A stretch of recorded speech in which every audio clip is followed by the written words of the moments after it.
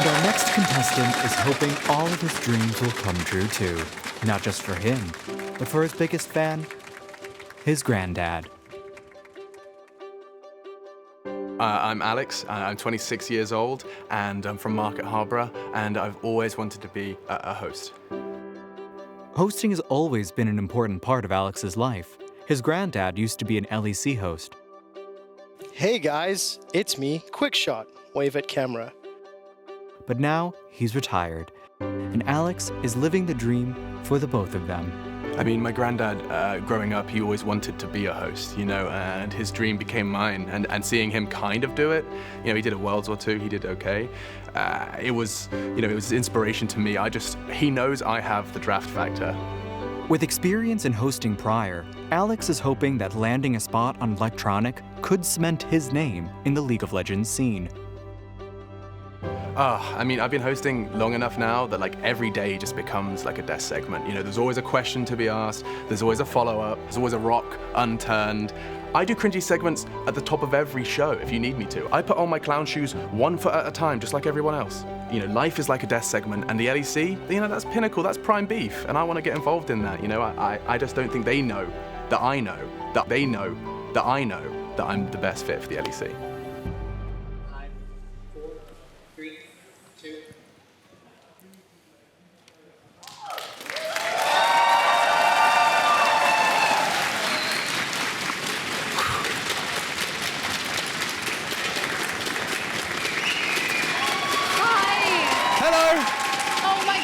Your story really touched me. That was amazing. Thank you so much for sharing that with us. And I just want to make sure that I get your name right. Is it Alex? Yeah. Alex? Alex. Alex sounds even cooler though. Oh, that's perfect. And you want to try out for the electronic band because you think it'll help you be a host? Yeah, I think I could be the very best, like no one ever was. That's an anime. I know Vedius likes anime.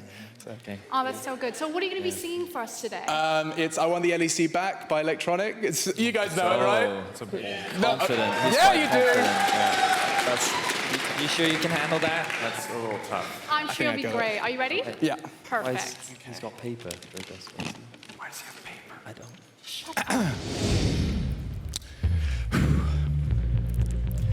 My nights are empty, It's a bit off. missing you every Does he day. know the lyrics? I don't think he knows the lyrics. I wish that you'd come back. Come on, guys, you know the words. No. To me, No. it was every weekend, No, this is- bring me nothing but joy. I need to get my life on track. I want. Wait for it. I know this bit. Wait. Here it comes. I want the LEC back so I can spam in the chat. I want the LEC. Okay. It was really good. Very, very good attempt. Solid, serviceable, just not quite what we're looking for. I mean, Betty? I mean, you didn't. Didn't do what? What's that? The fact get that you it. don't know is part of the problem. You know, you don't Okay. have that. You So don't. practice clicking. Got it. It's there's just a lot missing. What's wrong with it? Alex? It's the lyrical talent just isn't quite Lyrical there. talent? It just felt like you weren't embodying the song. That you couldn't just hit the notes That's that what this we is. had to hit to make that, It's that. a hit. Lyrical. I put on my fancy shoes that cost rent, and I'm sitting here, you know, in all my fancy clothes. I didn't even think I needed to sing. I can do the dress and, you know, commit to the cringy segments. You know, I can be cringy just like you guys. And I thought it was all auto-tune. Excuse me, what? That unfounded Oh, accusation. that's brilliant. We No, don't no, know. okay, it's not we auto-tuned. have never once It's used not auto-tune. auto-tuned, guys. That's It's great. So never Drakos once- is going to give us a No, live absolutely performance not. right now. Come on, man. Hey! This is not what this show is about. This is how can you let this happen? This is it's fine. It's fine. It's clearly okay. I've done this before. No. I'm just. You'll be fine. Come on. No, you'll you be can't. fine. You'll be fine, Drakos. Oh no. You'll be fine. You go down, I'll go up! Oh no. LEC.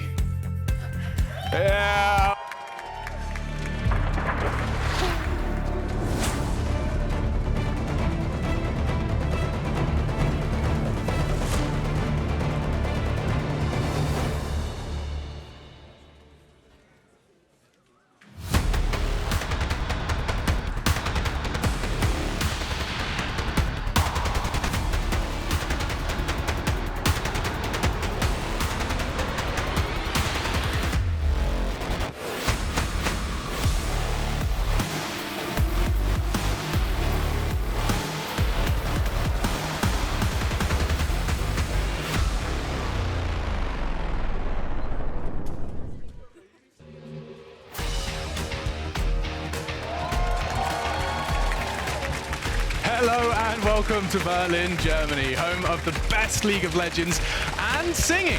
There's a close fight at the top of the LEC with 4 teams tied going into the week.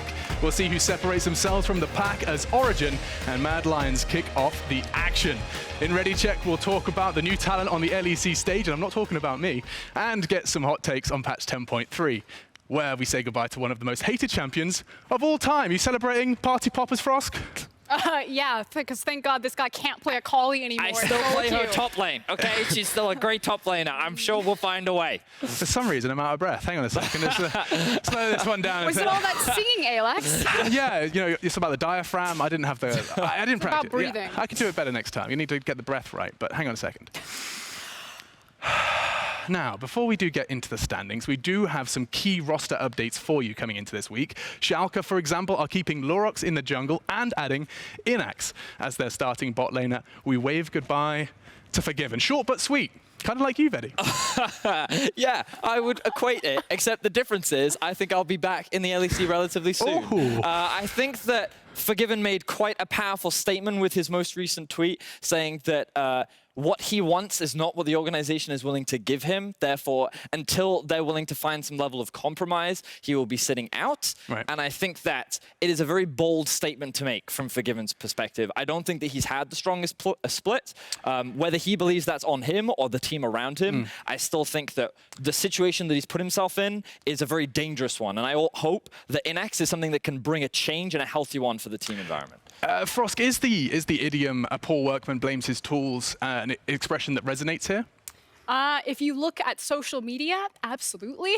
Right. That seems to be like, I don't feel the need to pile on here because I feel like Twitter and Reddit have blown it up enough. I will say that kind of looking forward, if that's the glass half empty, the glass half full is that right now you're bringing up academy members from a squad that is undefeated right now. So yeah, there's a lot of pressure for Schalke to find their big win, but if anyone can do it and you needed to change something in this roster, bringing in Inax is the best step to make. Okay, so keep our eyes on Inax, and perhaps this is that breath of fresh air that they've been looking for. You know, changing something is better than changing nothing when you take a look at the standings, because as we turn our attention to them, this is where the G2 hype train does keep on going. It's chugging along at full strength. There is absolutely no brakes on it. Behind them, though, there is a close fight between 4 teams, all looking to get an edge this week. Who's feeling edgy? It kind of feels like if you asked who was the 3rd place team, even though we have so many teams tied right now in 2nd, that the first name out of people's mouths is going to be a team like Origin. So they're still not quite sold success on the Mad Lions, on Misfits, on Excel and Rogue. It feels it's G2 Fnatic. We know it's going to be Origin, and then it's kind of a toss-up on who grabs those last spots. Yeah, I think I was surprised by how things have shaped up. After 3 weeks, I was expecting Excel and Rogue to be higher, and the fact that Misfits found surprise wins against the likes of Origin was definitely a big win for them. And like we're going to be talking a lot more about it through our Ready Check, but the fact that things are so close at the top of the standings is definitely making for an exciting week 4. It means that our middle of the pack is actually like quite meaty. Normally, especially if you look at some of the other global leagues, it's kind of like top 2 and then there's a massive drop off. Yeah. And I'm not saying there's not a gap between G2 and Fnatic, but it does seem to have a lot of competition between those 6 teams kind of sitting right in the middle of the screen. But how much do we care about this whole 18-0 dream? They're 6-0 now. It seems so very far away,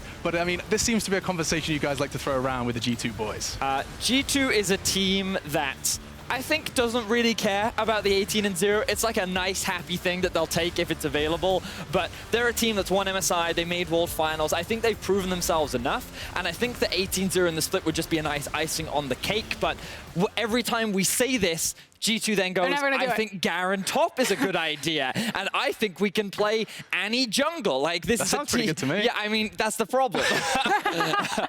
Yeah, they're never, until I see it, G2 are never going to get the perfect split. I just don't think they have the laser precision focus. Consistent focus is necessary. Okay, well, understandably, G2 can sometimes rest on their laurels at the tippy top of the standings. But last week, our eyes were on the legends of EU. But now it's time to put the spotlight on some of the newer faces. Vedius, why don't you give us your rookies to watch? Yeah, so I wanted to talk about some rookies in particular that stood out for me on the Mad Lions, starting with Kazi. He's a new name, and he's sort of made a bit of a name for himself already with some of his social media antics, but the guy has come in and he is feeling aggressive. His laning phase is not the most dominant because his support likes to roam around the map, but the moment you get into the mid to late game, this man comes into his own.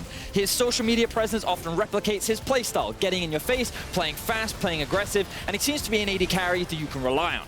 I think that he is a player worth keeping an eye on as we progress through the split, because I think that he has a lot of expectations on his shoulder, and he himself is looking for that Rookie of the Split award. Next to him in the bot lane is Kaiser. This is a player that I think many people will have never heard of coming into the LEC, but he's someone that I think is showcasing what is capable in terms of the support pool here in Europe. He's a player that loves to roam. He's a former Zed and Talon 2-trick that transitioned down to the support that loves to impact the map wholeheartedly and by trying to make plays. I think he's someone that can deepen the pretty shallow top talent support pool that we have in Europe, and he's a player worth watching, especially this week. Last but definitely not least is Razork in the jungle for Misfits. He's a player that at the beginning of the split could not land an EQ on Jarvan.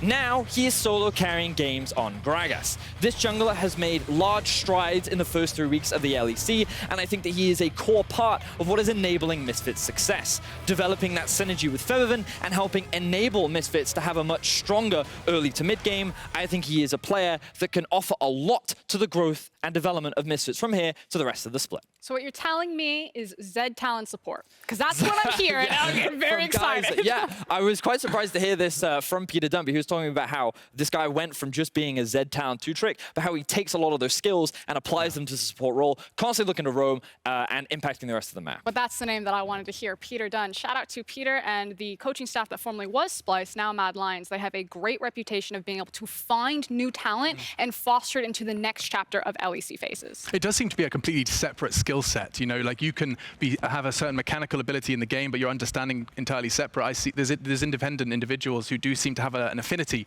for seeing potential in players, and perhaps that is something we'll see more from as we focus on Mad Lions as their adventures do continue. However, there is somewhat of a wave sweeping the nation, and this new wave is hitting the LEC. And at the helm, we've got Mad Lions and Misfits Gaming, who are fighting in the top with lineups full of rookies. Now, this is impressive, especially considering some of the things Amazing's been saying. He talked with Law on the sofa saying it's a completely different world out there. These rookies, they see the game differently. Yeah, and the synergy seems to be coming together for Misfits as well. It feels like that they're a lot more on the same page compared to what we saw in the first few weeks, and they're finding big wins. It's important to recognize how these wins are coming about, and I've been someone that's been a little bit skeptical of this Misfits roster. You were there with me when I said I think this is one of the worst performing teams that we have here in Europe, but I have to change that opinion and redeem it because you can see that the baseline exists. This team is good enough that if you make those mistakes, they are quick to punish you, and they are very good at snowballing that lead once they've got control over the game. And it's kind of this blueprint of when you bring in so many fresh faces, you're hitting a hard reset and you're teaching them how to play a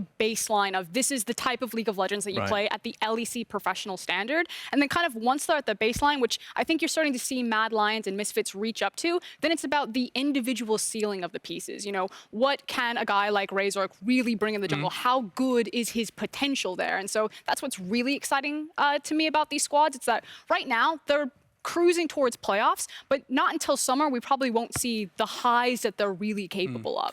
Now, this is probably a tough question, but do you think that there's any benefit to a rookie's perspective, you know, being molded into how this is how you play the LEC? Welcome to your tutorial. Can they bring anything? Is there any beneficial, you know, things that they can be pulling from the rookie, or is it all just sit down and learn? I think in the current meta, especially for Europe, last year a lot of our mantra was break the meta, and that was really brought on by G2. But I think when you're just injecting new voices, new thoughts, new perspectives and philosophies about the game, suddenly you can get a guy from solo queue who is a Zed Talon, you know, 2-trick formerly on support, and it sounds really ridiculous, but sometimes that's how you find those creative picks, is because a guy that says, no, I've practiced this in solo queue, I know it can work, and he doesn't have the you know, the constant loss to be like, I probably shouldn't raise my voice. He's like, he's fearless. He doesn't know what he should be afraid of. And I think that you often get a big drive factor from a lot of young players. It's something we're going to be talking a lot about today, especially when we get to hear from Kazi versus Reckless. But young players coming onto an LEC stage are always about trying to prove what they're capable of. They want to showcase that they are the next Reckless, that they're the next Perks, that they can be the next superstar that Europe has.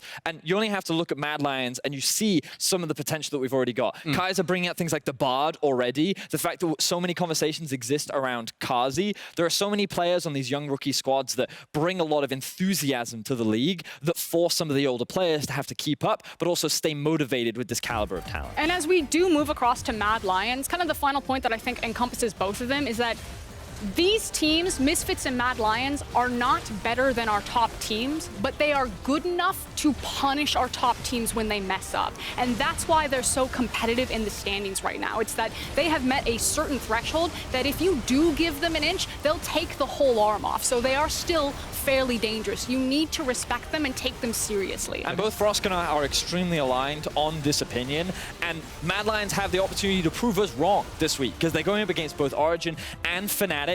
It's going to be harder for our Mad compared to Misfits last week, who did get a big win against Origin, because Origin's like, okay, no experimenting this week. We're going back to what we know works and what we know is effective, and we'll see how Mad can stack up against the expected top teams that we have in Europe. So just gonna kind of pull you back to a point you just made there.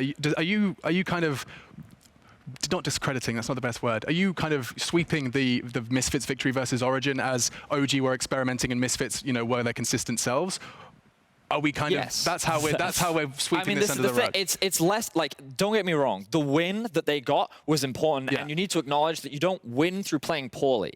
They won because they are solid and they're good enough to, as Frosk says, punish the mistakes of these top teams. In Origin, they made one too many mistakes last week, and Featherven took that game by the horns, and they did not let go. And Giotto, I mean, we took to social media afterwards. Frosk, I believe you were observing this earlier, that, you know, he has commented himself saying that that was experimentation. There's no there's no elaboration there. Way around it. And it's kind of the difference between if someone throws, you still have to be able to catch the ball. But Mad Lions and Misfits aren't actively stripping the ball away right now. It's kind of like the easiest way to think about it.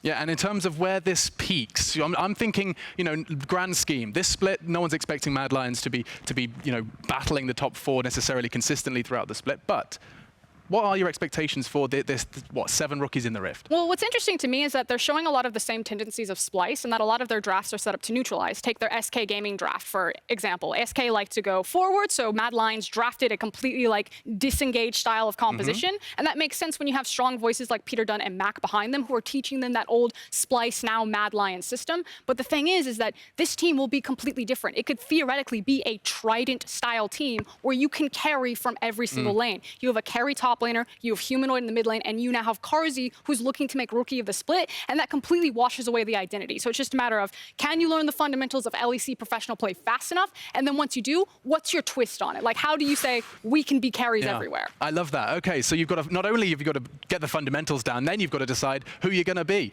We're all making that choice. I still don't know. I think I'm the guy that wears the funny jackets and doesn't wear the suits and looks a bit silly. Either way, tomorrow the rookies of Mad Lions will be tested to the limit as they face the full weight of that Fnatic legacy. Let's take a look.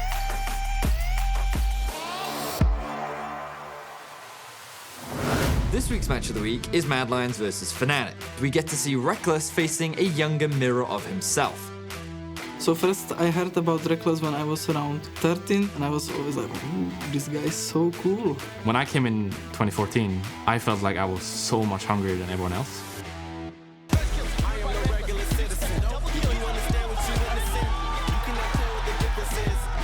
We really want to get to Worlds this year, and I want to prove myself. I get more pentakills, of course. And now I'm playing against him. Flash in the melee range of an Aatrox here comes a big pull in time. That's a play with style. Well done, Karzi.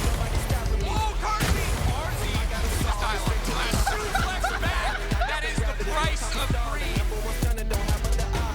I like playing on a big stage, and like I int and I start laughing because I know everyone sees it and everyone flames me. For Kazi, it's about proving that he can compete with the best, but for Reckless, it's about showing the world that he still has the skill and ability to sit on top it's a mistake if I don't try my absolute best every day, because otherwise I will be overtaken, like most of the old schoolers now are. I want to be like the outlier who just keeps on performing every year. Clean hook comes in from LSang on the back of coming through the Ignite, taking down first blood from Fnatic. Gibbons in trouble. We wanted the 2v2, but he's not going to get it. And what's going to land on him? Forgiven can't even play League of Legends. I think he's working very hard. I also think that he still has the drive to be the best. Reckless gets a double. He's looking at escape for more. That's a triple. Rogers on the card.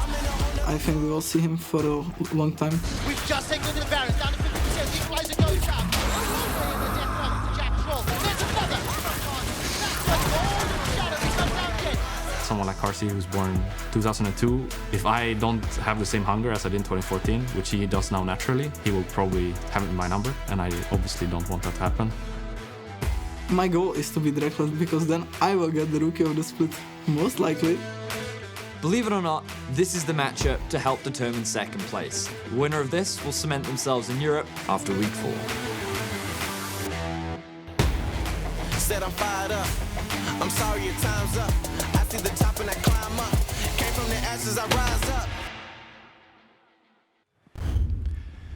Came from the ashes, but he rises up. Reckless with one very, very powerful perspective of wanting to stay on top after so many years at the tippy top of his game. There's so many that have fallen by the wayside with similar beginnings, and yet this greatness continues to manifest for Reckless. Yeah, Reckless right now is in one of the best performances that we've seen from him for a while. Admittedly, his game against G2 was not the strongest performance, but I feel like that was only a blip compared to what we've seen from him so far this split. And it clearly showcases that he is just as motivated and just as strong as he was all those years ago. And that's what I think is so amazing about having this contrast between the two, because you kind of get to see where Reckless was versus what he is now. And that enthusiasm, that excitement to prove yourself and be the best is pretty much everything that Carzzy embodies, and he gets that opportunity against Reckless in that matchup. And it manifests itself in very specific ways. I think last week we were talking a lot about how Carzzy has a tendency to die a lot, but he has one of the higher DPMs, so he's outputting the damage. And that's really all you have to recognize here, is that he is not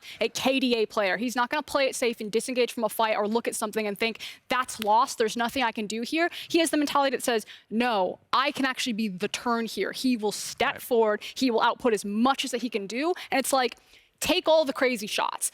Make it so that you're so used to doing the ridiculous, insane things that one day it just becomes normal and natural. And then that is how you become iconic. Yeah, and an icon, of course, behind me as they will be taking to battle a little later on. Mad Lions, of course, stepping in first. It's not just the new talent, though, that has been catching our eye this week. Instead, we've also got patch 10.3 that's been hitting the Rift, which does mean a departure of a long-time friend, or a friend of some, an enemy of others. But Akali is right down in the bottom there. Yeah, expectations are that Akali will be removed pretty much entirely from the drafts right now. Many pros are saying that she is a lot weaker, even after the small hotfix that she did give. But also we've seen a lot of small buffs to many mid lane champions. And Frosk and I have been talking a lot about how we think that it could expand the mid lane pool. Not necessarily increase Azir, Ryze, and Corki to like the sudden pinnacle of first picks, but we may see a little bit more variation due to some of the nerfs and buffs that have hit the pro scene. In terms of pro play on 10.3, it feels like the Senna nerfs were kind of the biggest ones. So Aphelios is going to rise up as the supreme like bot lane pick. And then we're also probably going to see some mid lane Ezreal has been motivated and kind of whispered about. In terms though of does 10.3 dramatically change the meta? In my opinion, no. I actually think it's more so the prolonged exposure on this meta and the pros' familiarity with it, as well as the inspiration that we're seeing globally. In the LCK, they're playing things like Tryndamere. They've got the weird lanes coming out of them. And I think that's more so going to be an influence if you see a huge shift in drafts rather than the buffs and nerfs on the wall. And I'm seeing buffs and nerfs. I'm seeing that buff category. I'm seeing Sedge and Yuumi. I remember Jankos was like finally happy with Sedge. So is he upset now? Or? Well, I think that Sejuani will not quite be an S-tier jungler, but I definitely expect her to be relevant again. I think that some of the changes that happened to her will make her impactful. And I think that as we've already seen some Yuumi in the LCK, don't be surprised to see some creative teams come up with a couple of Yuumi comps in the near future. A couple of creative kitties perhaps to look forward to. But the LEC players have tons of opinions about the game, and everyone was thrilled when we called them in for a pop quiz. Pop quiz, I can't wait.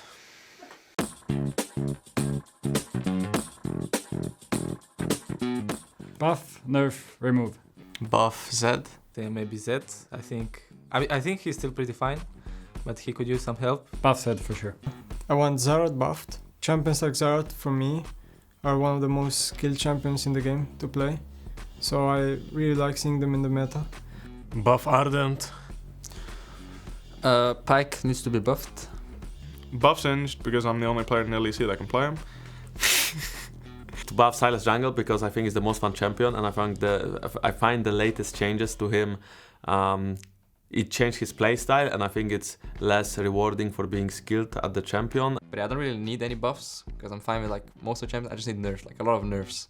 So for example, yeah, the whole jungle role is very imbalanced right now. Nerf Lee Sin. Lee Sin. Lee Sin. Lee Sin? Actually, I don't know. Maybe Lee Sin? Lee Sin? Yeah, Okay. he's too strong now. Because he's just like unbalanced, you know? Lee Sin, because this champion is absolutely broken. Well, Lee Sin is just disgusting right now. I feel like if his cooldown on Q isn't negative, then maybe he'd be a little bit balanced, like a small amount. First of all, I think Lee Sin should be buff. Lee Sin? Yeah. Okay. I mean, he's already OP, but I like the champ.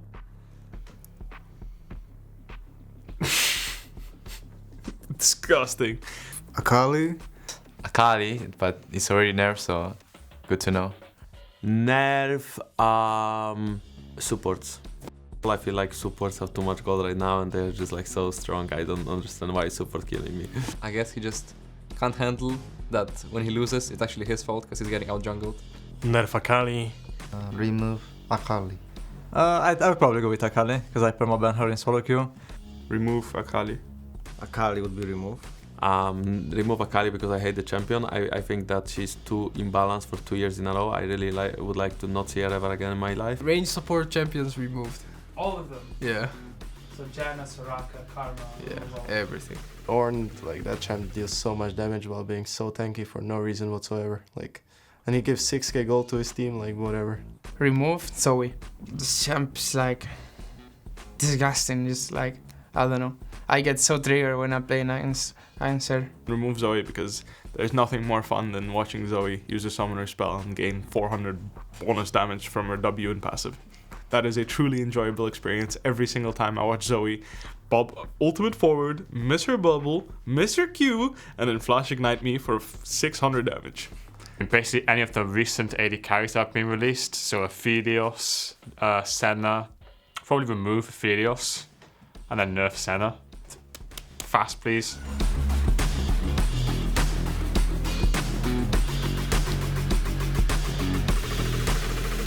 All right, well, fortunately, that video was recorded before the Akali ban, so they got their way. No more Akali to get upset about, but I like that one. We've got Frosk and Vedi joining myself. What do you make of that one, guys? Is there anything that you would add to that list? I would. Nocturne. Nocturne. I would buff him, yeah, definitely buff that one, for sure. Unfortunately, I don't think we're going to see much Nocturne today. We do have some fun games, though, and I'm quite looking forward to that one at the end of the day. What do you mean you don't think Misfits versus G2 is going to see the Nocturne top come out? I do think that that will be a game to keep your eye on, because we get to see how good Misfits stack up against G2. I'll tell you which game I'm looking forward to. It's that fourth one. Schalke Rogue.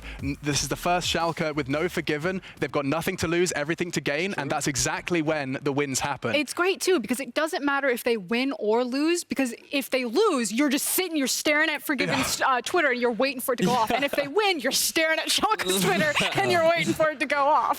Yeah, Schalke are starting their Valentine's Day the same way I am. Null Zex. I'll tell you that much for sure. Our first game is a pivotal fight at the top of the LEC, with Mad Lions and Origin fighting for sole possession of second place. So we know number 2, we know number 1. It seems so clear, Vedi. Yes. Please, God, say something other than that. So the thing about this matchup is I think we can safely assume that Origin are still the favorites.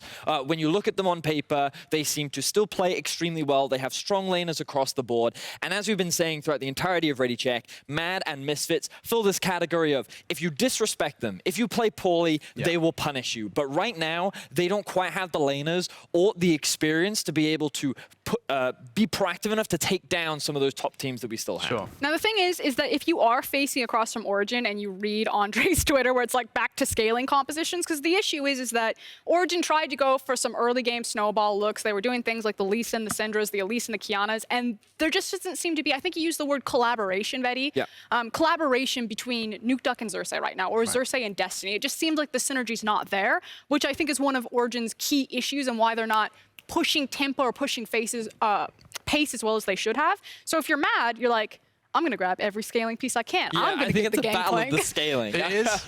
I think that it's going to be interesting to see what Mad's approach is to the draft, because I've actually been pretty happy with a lot of their drafting throughout this split, and we even get to see some of the creativity with things like the Bard in the bot lane, and I think their draft against G2 at the beginning of the split would have been strong enough if they weren't against the likes of G2. And so I think that they showcase a lot of good strategy, a lot of good planning, a lot of things that we had mentioned about Splice from last split, which just goes to crediting